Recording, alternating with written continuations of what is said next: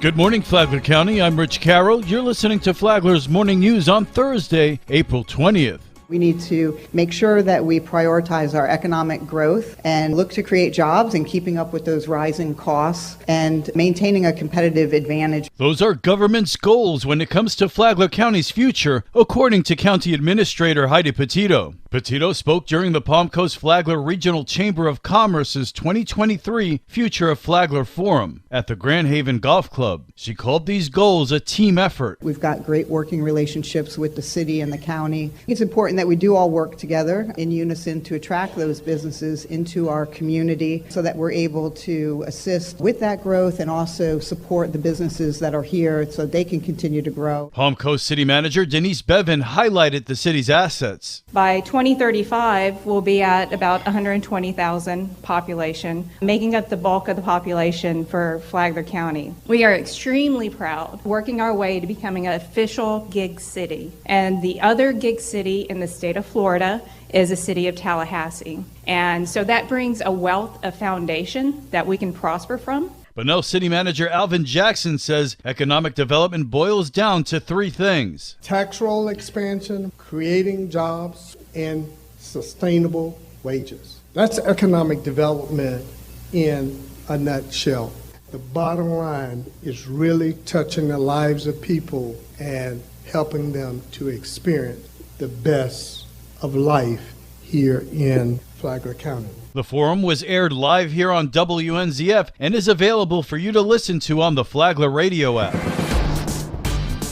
This local news is a service of Flagler County's Toyota dealer, Beaver Toyota, US 1 St. Augustine, here to wow you.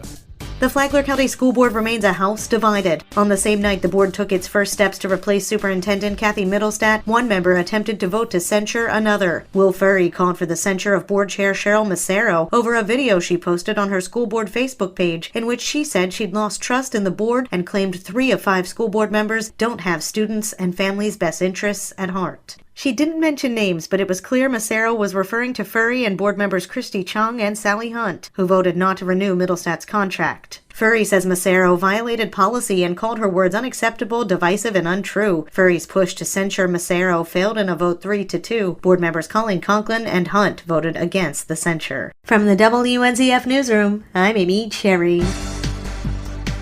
U.S. Congressman Mike Waltz grills the Department of Defense at a recent House Armed Services Committee hearing. U.S. Congressman Mike Waltz, representing Flagler County, recently questioned top U.S. military officials, including the commander of the U.S. Indo-Pacific Command, Admiral John Aquilino, on the Department of Defense's policies, programs, and priorities in the Indo-Pacific region during a House Armed Services full committee hearing. Here's U.S. Congressman Mike Waltz with a major concern. One of the key takeaways I continue to take is the ambiguity amongst our allies from these trips, key allies. If we don't have use of their airspace, of their ports, of their basing, that I don't see how we effectively come to the aid of the defense of Taiwan. Congressman Waltz asking about clarity from the allies to the commander of the U.S. Indo-Pacific Command, Admiral John Aquilino. What I hear when I talk to them frequently is that war is not desirable. As that applies, what I read into it is they are supportive of our approach. Congressman Waltz represents Florida's 6th Congressional District, which includes Flagler and Volusia counties, as well as portions of Lake and St. Johns counties. It was another busy weekend for Flagler County deputies. Flagler County Sheriff's Office deputies made 19 arrests this weekend and handled 883 calls for service. More from Flagler County Sheriff Rick Staley. Several poison peddlers went to the Green Roof Inn, and deputies, firefighters, and citizens heroically rescued a driver who crashed into a retention pond on Sunday and was trapped in a sinking car upside down. We are praying for his full recovery. Sheriff Staley adds there were 169 traffic stops, too, over the weekend. For Flagler's Morning News, I'm Karen Johnson. And now you're up to date on Flagler's Morning News. I'm Rich Carroll. Watch the Flagler's Morning News video posted every weekday morning and stay informed in Flagler County. Facebook.com/newsradio WNZF.